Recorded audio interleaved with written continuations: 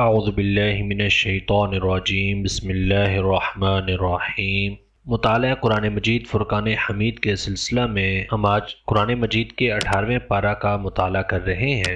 18واں پارہ بنیادی طور پر 3 صورتوں پر مشتمل ہے: سورہ مومنون، سورہ نور اور سورہ فرقان۔ سورہ مومنون کے اندر اللہ تبارک و تعالیٰ نے کامیابی کی حتمی نوید سنائی ہے۔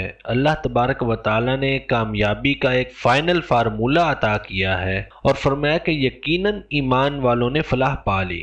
کون سے ایمان والے؟ جو اپنی نمازوں کے اندر خشوع رکھتے ہیں، جو اپنی نمازوں کے اندر خضوع رکھتے ہیں، جو اللہ تبارک و تعالیٰ کی فرما برداری کرتے ہیں، جو اللہ تبارک و تعالیٰ کے نبی کریم علیہ الصلوۃ والسلام کی اطاعت کرتے ہیں۔ گویا کہ قرآن مجید فرقان حمید اس امر کو واضح کرتا ہے کہ محض عقیدہ کافی نہیں ہے۔ اللہ تبارک و تعالیٰ کی بارگاہ میں بخشش اور مغفرت حاصل کرنے کے لیے صرف عقیدہ کافی نہیں ہے، بلکہ نجات کے لیے انسان کے اعمال اور اخلاق کی بھی ضرورت ہے۔ بہترین اعمال انسان کی نجات کے لیے ضروری ہیں۔ اسی لیے قرآن مجید فرقان حمید میں جہاں بھی ایمان کا ذکر آتا ہے وہاں پر وَعَمِلُوا الصَّالِحَاتِ یعنی نیک اعمال کا ذکر ضرور آتا ہے۔ اور پھر اللہ تبارک و تعالیٰ نے اس طرف اشارہ فرمایا کہ سچی کامیابی، حقیقی کامیابی کا راستہ انسان کے قلب سے، انسان کے دل سے شروع ہوتا ہے اور اس کے ظاہری اعمال تک جاتا ہے۔ یعنی کہ انسان کے دل سے شروع ہونے سے مراد انسان کی نیت مخلص ہو، اخلاص ہو، ریاکاری نہ ہو، دکھاوا نہ ہو، بلکہ وہ اخلاص کے ساتھ اللہ تبارک و تعالیٰ کا تقوی دل میں رکھ کر، اللہ تبارک و تعالیٰ کا خوف اور شوق دل میں رکھ کر وہ عبادت کرے اور نیک اعمال کرے۔ تو کامیابی کا راستہ انسان کے قلب سے یعنی دل سے شروع ہو کر اس کے اعمال تک جاتا ہے۔ پھر اللہ تبارک و تعالیٰ نے کامیاب مومن کے 7 اوصاف گنوائے ہیں جو باطنی اور ظاہری پاکیزگی پر دلالت کرتی ہیں۔ نماز میں خشوع اور خضوع ہے۔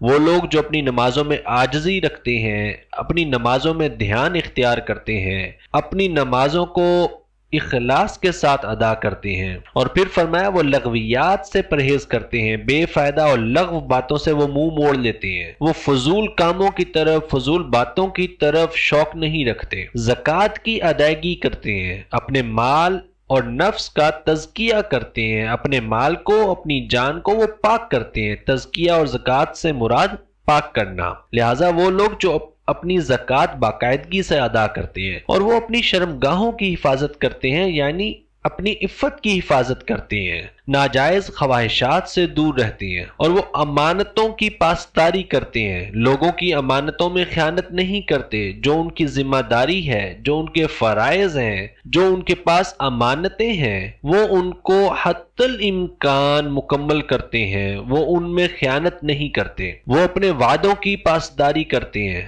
اپنا وعدہ پورا کرتے ہیں، نمازوں کی حفاظت کرتے ہیں، وہ اپنی نمازوں کے اوقات اور آداب کی انتہائی سختی سے پابندی کرتے ہیں، وہ اللہ تبارک و تعالیٰ کی عبادت میں اور نماز پڑھنے میں غفلت نہیں کرتے۔ اللہ تبارک و تعالیٰ نے یہ 7 صفات بیان فرما کر ارشاد فرمایا کہ اولئک ھم الوارثون، یہی وہ خوش نصیب لوگ ہیں جو جنت الفردوس کے حقیقی وارث ہیں اور یہ جنت الفردوس میں ہمیشہ رہیں گے۔ یہ ان لوگوں کے لیے ایک بہت بڑا یعنی انعام عظیم ہے۔ پھر سورہ نور کی ابتدا ہوتی ہے۔ سورہ نور معاشرے کے لیے ایک بڑی بہترین صورت ہے، معاشرے کی روشنی ہے۔ اس میں انفرادی کردار کو ذکر کیا گیا ہے۔ قرآن مجید فرقان حمید اسلامی معاشرے کو، مسلمانوں کے معاشرے کو برائیوں سے محفوظ رکھنے کے لیے باہمی احترام کو فروغ دیتا ہے اور اسی کے قوانین وضع کرتا ہے۔ اسلام کا تقاضا ہے کہ معاشرے کو برائیوں سے محفوظ رکھا جائے۔ دین اور مذہب انسان کا ذاتی معاملہ نہیں ہے بلکہ یہ معاشرتی معاملہ ہے۔ اسلام انسان کو عفت اور پاکیزگی کے تحفظ کا حکم دیتا ہے اور اسی کے قانون وضع کرتا ہے، خاندانی اور معاشرتی حدود کا تعین کرتا ہے، بے حیائی اور فحاشی کا قلع کما کرتا ہے، بے حیائی کو ختم کرتا ہے۔ سورہ نور میں واقعہ افق کا ذکر ہوا۔ واقعہ افق غزوہ بنی مستلق سے جب نبی کریم علیہ الصلوۃ والسلام واپس تشریف لا رہے تھے تو منافقین نے حضرت سیدہ عائشہ صدیقہ رضی اللہ تعالی عنہا پر، نبی کریم علیہ الصلوۃ والسلام کی زوجہ پر، ام المومنین پر ایک انتہائی شرمناک تہمت لگائی، اور یہ افواہ مدینہ میں پھیلتی رہی۔ ایک مہینے تک یہ افواہ پھیلتی رہی۔ حضور نبی اکرم صلی اللہ علیہ وآلہ وسلم اور حضرت سیدنا ابو بکر صدیق رضی اللہ تعالیٰ عنہ کا خاندان، حضرت عائشہ صدیقہ رضی اللہ تعالیٰ عنہ بہت تکلیف میں، بہت دکھ میں مبتلا رہے۔ پھر اللہ تبارک و تعالیٰ نے سورہ نور کی مسلسل 10 آیات نازل فرمائی، جس سے منافقین کا جھوٹ بے نقاب ہو گیا۔ حضرت سیدہ ام المومنین رضی اللہ تعالی عنہا کی حتمی پاک دامنی بیان ہوئی اور ان کی عزت کا اعلان کیا گیا، اور اللہ تبارک و تعالی نے فرمایا یہ ایک بہت بڑا بہتان ہے، ھذا بہتان عظیم، یہ ایک بہت بڑا بہتان ہے جو حضرت عائشہ صدیقہ رضی اللہ تعالی عنہا کی طرف منسوب کیا گیا۔ یہ واقعہ ہمیں بہت سارے سبق دیتا ہے۔ اللہ تبارک و تعالی چاہتا تو یہ 10 آیات پہلے دن ہی نازل ہو جاتی، جس وقت منافقین نے تہمت لگائی فوراً آیات نازل ہو جاتی۔ اتنا ٹائم پیریڈ جو اللہ تبارک و تعالی نے انتظار کروایا، حضور نبی کریم علیہ الصلوۃ والسلام کی سیرت کا پہلو ہمیں دکھایا گیا کہ اتنے بڑے بہتان کے باوجود جو حضور نبی کریم علیہ السلام کی زوجہ پر لگایا گیا، اللہ کے نبی کا رویہ کیا تھا، اللہ تبارک و تعالیٰ کے نبی کریم علیہ السلام نے کس طریقے سے صبر فرمایا اور اللہ تبارک و تعالیٰ کی طرف رجوع کیا، کس طریقے سے حضرت ام المومنین حضرت عائشہ صدیقہ رضی اللہ تعالی عنہا نے صبر کیا اور اللہ تبارک و تعالیٰ کی طرف رجوع کیا، کس طریقے سے حضرت ابو بکر صدیق رضی اللہ تعالی عنہ نے صبر کیا اور اللہ تبارک و تعالیٰ کی طرف رجوع کیا۔ یہ واقعہ ہمیں بتاتا ہے کہ مشکلات میں، پریشانیوں میں، تکلیفوں میں انسان کو جذباتی نہیں ہونا چاہیے، فوراً شکوہ نہیں کر دینا چاہیے، بلکہ اللہ تبارک و تعالیٰ پر توکل رکھنا چاہیے، بھروسہ رکھنا چاہیے اور اللہ تبارک و تعالیٰ کی طرف ہی انسان کو رجوع کرنا چاہیے۔ اور پھر سورہ نور ہمیں معاشرے کا تحفظ سکھاتی ہے۔ سورہ نور کے اندر قذف کی سزا اور حسن ظن کو بیان کیا گیا۔ قذف کی سزا سے مراد بہتان کی سزا، کسی پر کوئی جھوٹی تہمت لگا دینا۔ اسلامی معاشرے کی بنیاد شک پر نہیں ہے بلکہ اعتماد پر ہے، باہمی اعتماد پر ہے۔ تو اللہ تبارک و تعالیٰ نے فرمایا جو لوگ پاک دامن عورتوں پر تہمت لگائیں اور پھر وہ 4 گواہ نہ لا سکیں تو ان کی سزا 80 کوڑے ہے اور ان کی گواہی بھی قبول نہیں کی جائے گی۔ یہ قذف کی سزا بیان کر دی گئی اور پھر فرمایا گیا کہ بلا تحقیق بات مت پھیلایا کرو، دوسروں کے بارے میں حسن ظن رکھا کرو۔ اگر کسی کے بارے میں تمہارے سامنے غلط بات کہی جا رہی ہے، کسی پر الزام لگایا جا رہا ہے، تو سنی سنائی باتوں کو آگے پھیلا کر معاشرے میں فساد کا سبب مت بنو۔ جس کی برائی بیان کی جا رہی ہے تم اس کے بارے میں حسن ظن رکھو جب تک اس برائی کو اپنی آنکھوں سے نہ دیکھ لو، اور اگر دیکھ لو آنکھوں سے تو خاموش رہو۔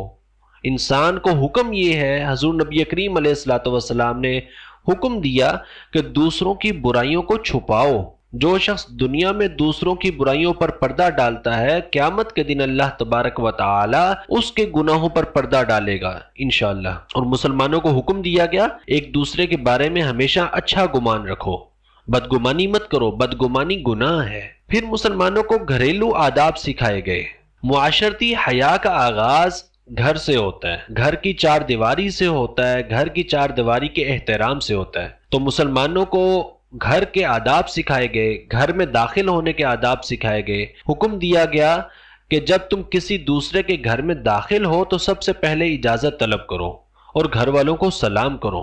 فرمایا گیا کہ خلوت کے 3 اوقات ہیں۔ خادمین، نابالغ بچوں کو بھی حکم ہے کہ وہ ان 3 اوقات میں بغیر اجازت کمروں میں داخل نہ ہو۔ نماز فجر سے پہلے، دوپہر کے آرام کے وقت اور نماز عشاء کے بعد۔ انسان کو دوسروں کے گھر جانے سے اجتناب کرنا چاہیے، کسی دوسرے کے کمرے میں جانے سے اجتناب کرنا چاہیے بغیر اجازت۔ اگر کسی کے گھر میں جائیں تو اجازت لے کر داخل ہوں، گھر والوں کو سلام کر کے داخل ہوں۔ پھر اللہ تبارک و تعالیٰ نے مسلمانوں کو حیا کا پہلا قدم سکھایا، جہاں سے حیا کی ابتدا ہوتی ہے۔ اسلامی معاشرے میں برائی کی روک تھام کا سب سے بہترین طریقہ نگاہوں کی حفاظت ہے۔ پہلے مردوں کو حکم دیا گیا کہ مومن مردوں سے کہہ دیں کہ وہ اپنی نگاہوں کو نیچا رکھیں، اپنی نگاہوں کو جھکا کر رکھیں اور اپنی شرمگاہوں کی حفاظت کریں، یہ ان کے لیے زیادہ پاکیزہ ہے۔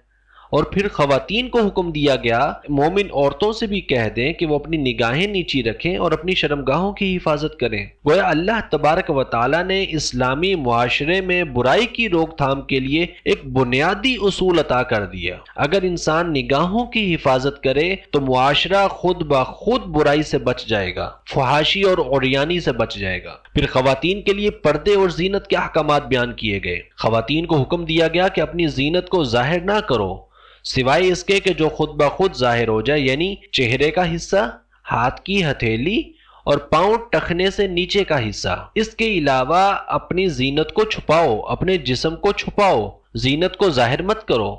اور حکم دیا گیا کہ اپنے سروں پر دوپٹے اور چادریں اوڑھ لو اور انہیں اپنے گریبانوں پر اور اپنے سینوں پر ڈال لو۔ اپنا بناؤ سنگھار، اپنا میک اپ صرف اپنے محرم رشتہ داروں کے لیے، شوہر، باپ، بیٹا، بھائی وغیرہ کے سامنے ظاہر کرو، اس کے علاوہ کسی کے سامنے بناؤ سنگھار نہ کرو، اپنی زینت کو ظاہر نہ کرو۔ حتیٰ کہ حکم دیا گیا کہ چلتے ہوئے اپنے پاؤں زور سے زمین پر نہ مارو، کہ اگر کسی خاتون نے پازیب پہنی ہو تو اس کی جھنکار غیر محرم مردوں کو اس کی طرف متوجہ نہ کر دے۔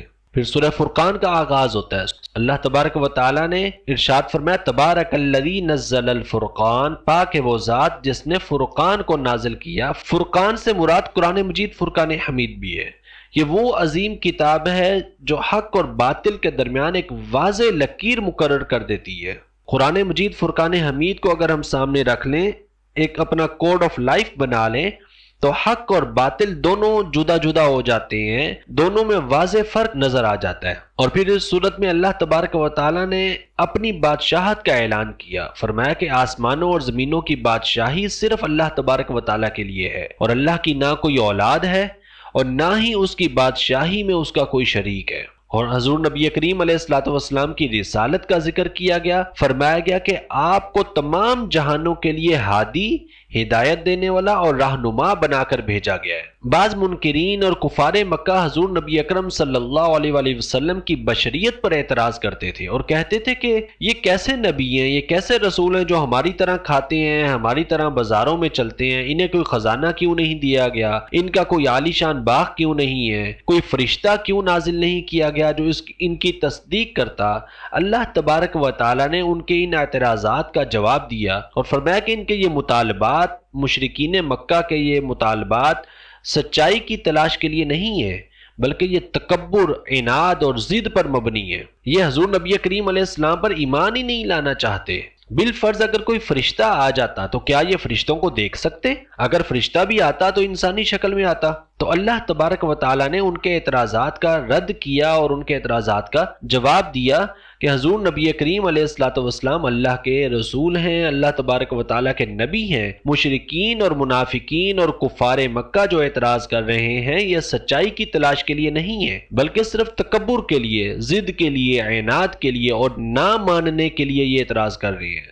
اللہ تبارک و تعالی نے ان کے اعتراضات کا جواب دیا کہ انبیاء کی بشریت ہی ان کی اصل عظمت ہے۔ اللہ تبارک و تعالی نے تمام انبیاء کرام علیہم السلام کو انسانوں میں سے ہی بھیجا۔ وہ تمام کے تمام کھانا بھی کھاتے تھے، بازاروں میں بھی چلتے تھے، ان کے روزمرہ زندگی کے معاملات بھی تھے۔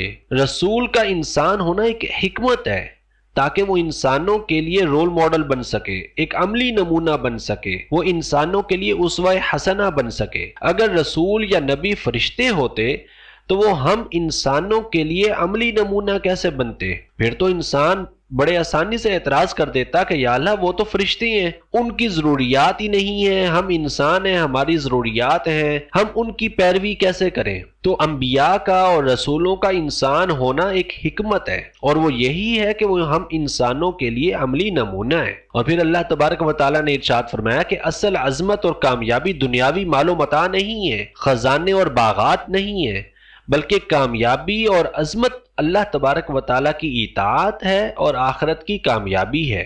یہ منکرین آخرت کی جواب دہی سے بھاگنا چاہتے ہیں اور یہ سمجھتے ہیں کہ اس طرح کے بہانے لگا کر حضور نبی کریم علیہ السلام پر ایمان نہ لا کر یہ آخرت سے بچ جائیں گے، ایسا ممکن نہیں ہے۔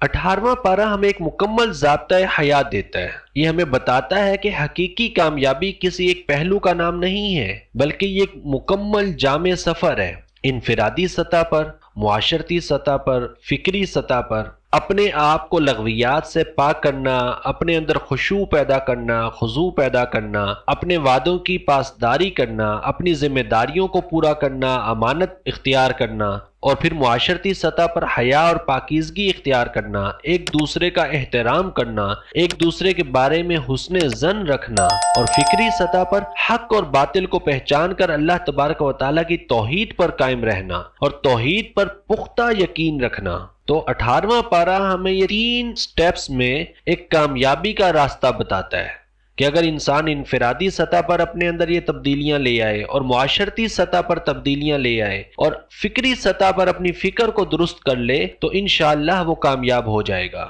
اللہ تبارک و تعالیٰ سے دعا ہے کہ اللہ تبارک و تعالیٰ ہمیں عمل کرنے کی توفیق عطا فرمائے اور قرآن مجید فرقان حمید کو سمجھنے کی توفیق عطا فرمائے۔ آمین۔ والسلام علیکم ورحمۃ اللہ وبرکاتہ۔